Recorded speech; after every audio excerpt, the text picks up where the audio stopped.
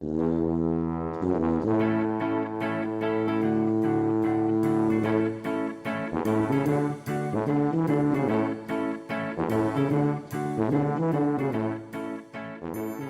and welcome to the Mental Breakdown Morning Show. I'm Dr. Bernie Wilkinson. I'm Dr. Richard Marshall.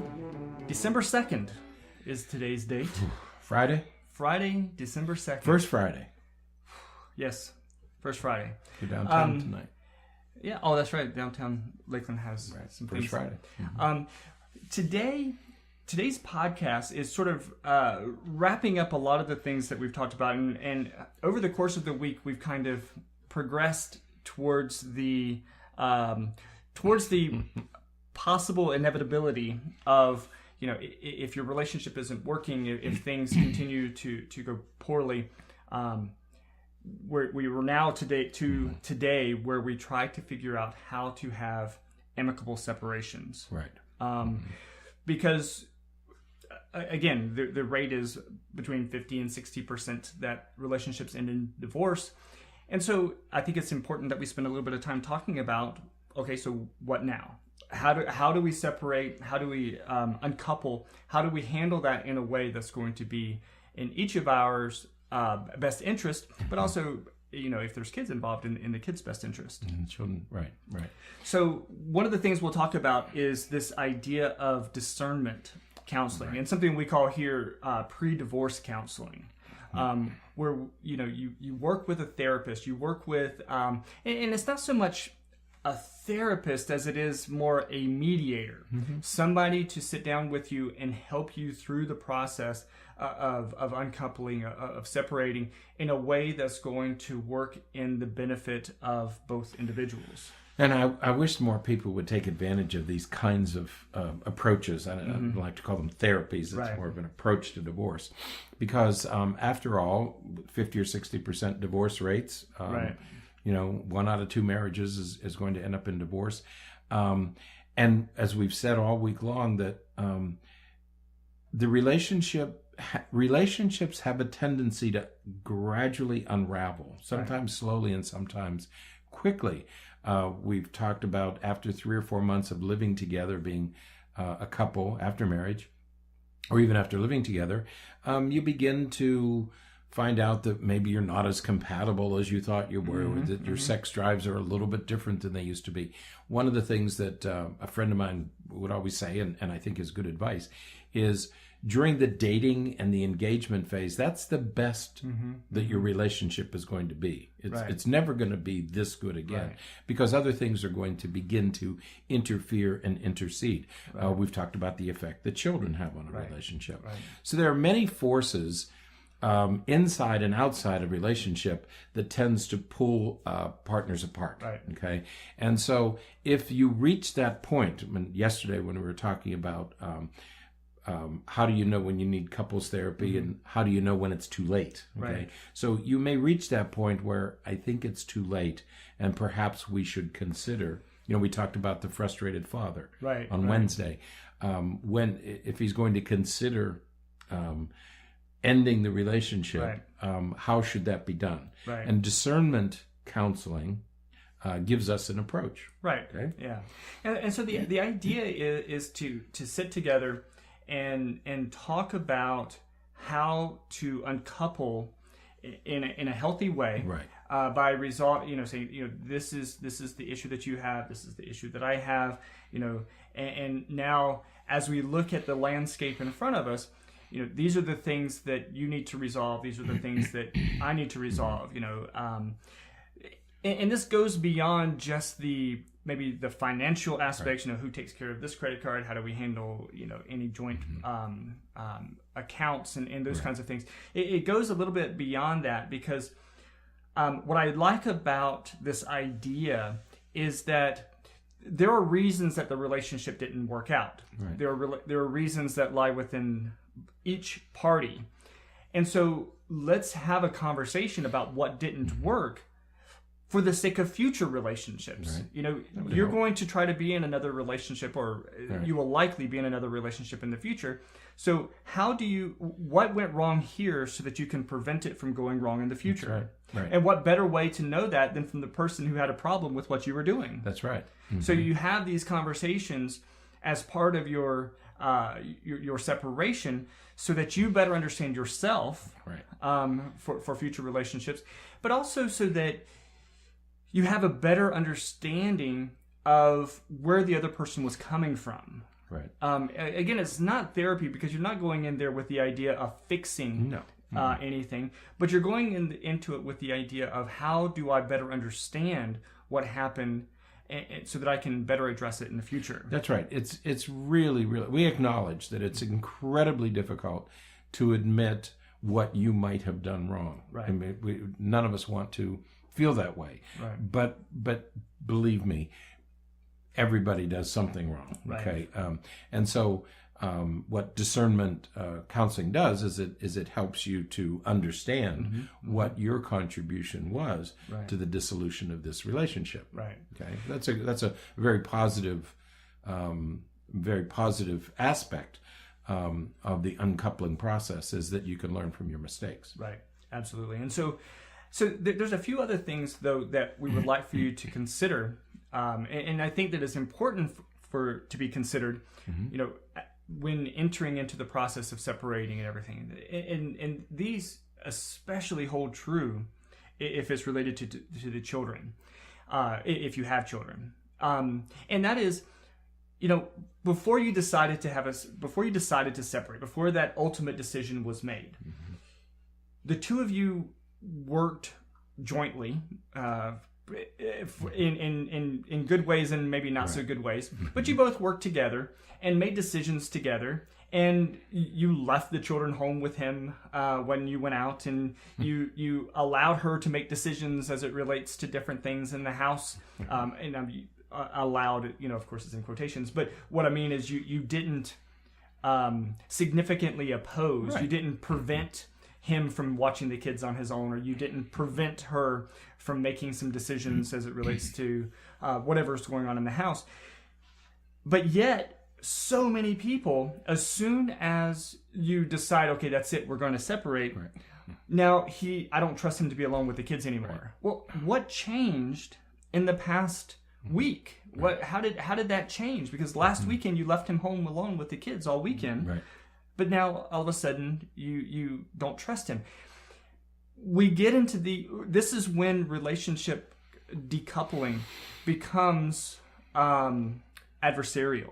Right. It becomes confrontational. It becomes competitive. It becomes aggressive sometimes, because now all of a sudden we want what's ours, and we want to give them nothing, and that's a really dangerous, I think, position to put yourself and your Right. soon-to-be ex and your children, if they're involved. That's a very dangerous position to be in, because now all of a sudden it's adversarial. That's right. And one of the things we always tell people is, even after the divorce, now you have to you have to put this behind you, Right. go through the grief process, put it behind you, and get on with your new life. Right. And your new life is, you're not going to be with this person anymore. Right. So go ahead and uncouple and get on with your new life. But you can't, that's going to be very difficult to do if you've had this very adversarial breakup where you continue to argue about things even after your divorce. Right. The reason you got divorced was to stop arguing. Right. So stop arguing. Right. Okay. Get on with your new life. However it's going to be, get on with your new life. Yeah, absolutely. Because, you know, whatever it was that made the relationship not work, that's done now. That's Okay, we're not we're not going to be in a relationship right. anymore. Okay, That's so right. that part is done. The issue now is that especially if you have children, you will forever now be connected to that other person, whether you want to be or not. That's right. And so what we know from the research is that the biggest thing that people worry about with relationships is the effect it's going to have on the kids. Right. Well, what we know is that kids turn out best.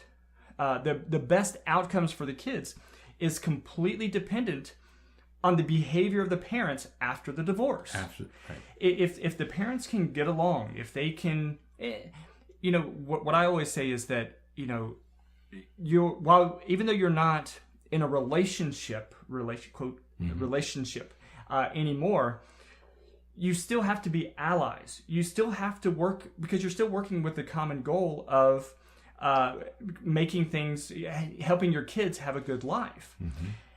And if you see your ex as an adversary, as a dangerous person, or as a person that just wants to take what's yours, right, that's not going to bode well for the children, or for anything really after the separation, because it's just adversarial, it's just competitive, it's just going to be conflict ridden for the foreseeable future, because now we're going to go to court over every little thing. We're going to argue. We're going to have a divorce which could feasibly take a month or two to go through.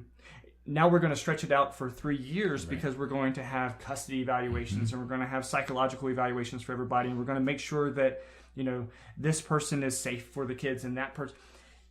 You had disagreements, and that led to the separation. Okay, that's fine. Let's move forward. Mm-hmm. Let's move forward and say, okay, he's not a danger to the kids, unless he is, unless there's some reason, there's abuse or something like that. Mm-hmm. But otherwise, if nothing like that has ever happened before, why introduce that idea now that we're separating? Right. And you're going to fall into one of three categories. If you don't have children, if a couple, you can separate completely. There's no reason. You don't even ever have to speak to each other again. You never have to see each other, communicate with each other.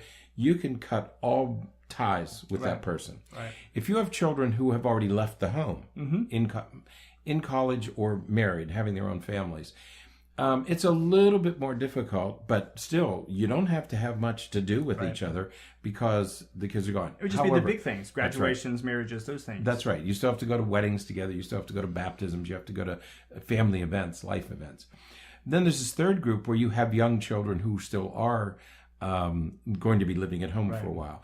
That's a whole different challenge, okay? Because as you just said, divorce or not, you're still connected. Right. These children are going to keep you connected, and you have to learn how to work out that relationship. Absolutely. We said in an earlier podcast this week, on Wednesday, that it's not a good idea to stay together just for the children, because you're going to model behaviors that you don't want them to learn. Right. Well, it's the same thing if you're divorced. If they see you constantly fighting, name calling, blaming, taking you to court, talking to attorney, they're going to absorb that. They're going to internalize those behaviors, and there's a likelihood that they're going to treat their spouse the same way. Okay. Right. So be very, very careful about how you act and talk post-divorce. Right. If you have children around. And again, it goes back to, that kids are much more aware than we think that they are. Sure. And so,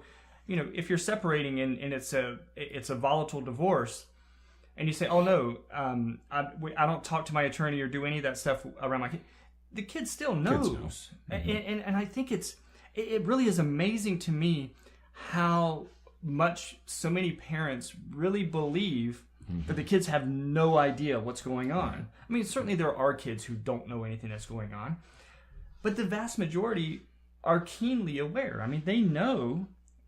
If he says, "Hey mom, we're not doing anything today. Can I go hang out with dad? Dad wants me to come over." Right. And mom says, "No, you're not going over there. It's not his day. No, you're scheduled to be here with me." Well, mom, I'm just sitting in my room, and you're doing other things. Right. We're not doing anything. Why can't I go? No, it's my scheduled time. It's you see your dad on the weekend. Right.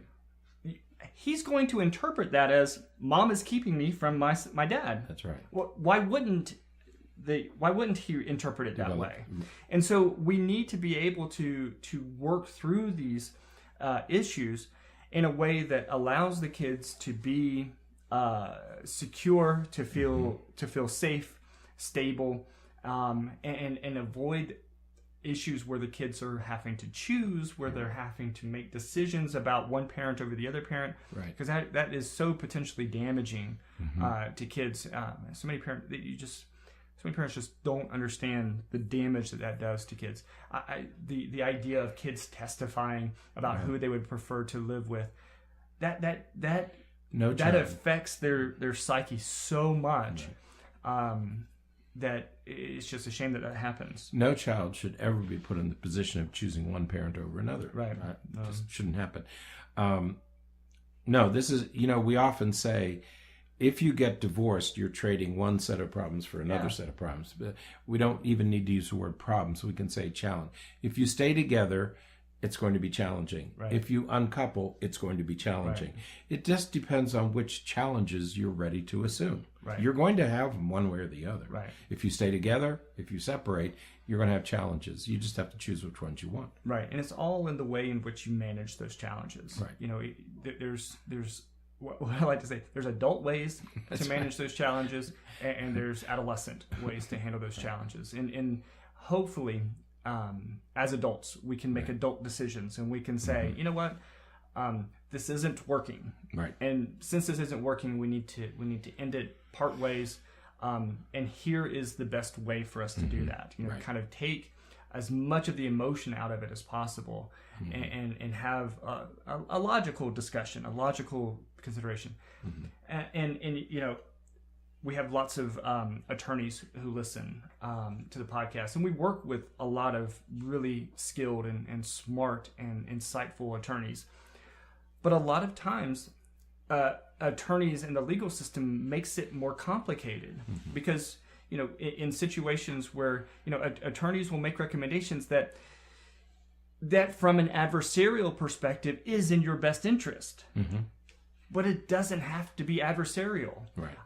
An attorney is going to many attorneys are going to tend to see things from an adversarial perspective because that's what attorneys do. Attorneys help resolve legal conflicts. And they represent the client. Right. And I'm going to represent your best interest, financial, time sharing, whatever the issues are.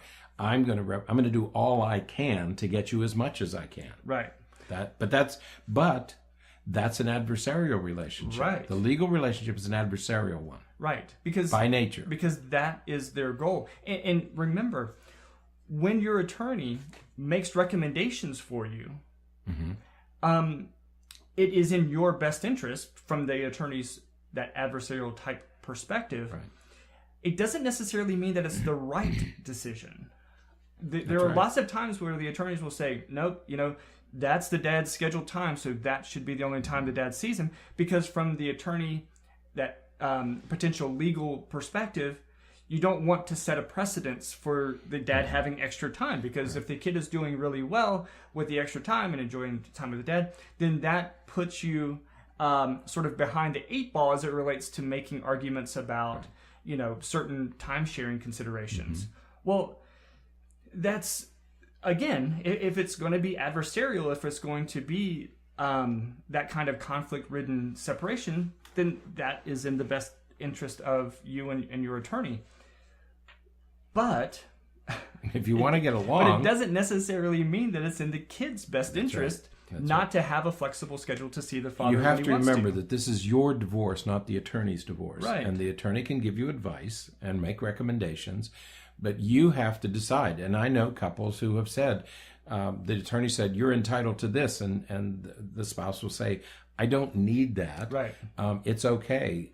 And that should be something that is agreeable to both you and your attorney. Absolutely. And if not, you may want to find another attorney. It is your divorce. You have to live with it. Absolutely. And maybe more importantly, your kid has to live with it. And you don't want to set things up to be more conflict-ridden than they have to be. Right. There's going to be plenty of conflict to go around. Right. Don't invite more. Conflict that has nothing to do with the kid.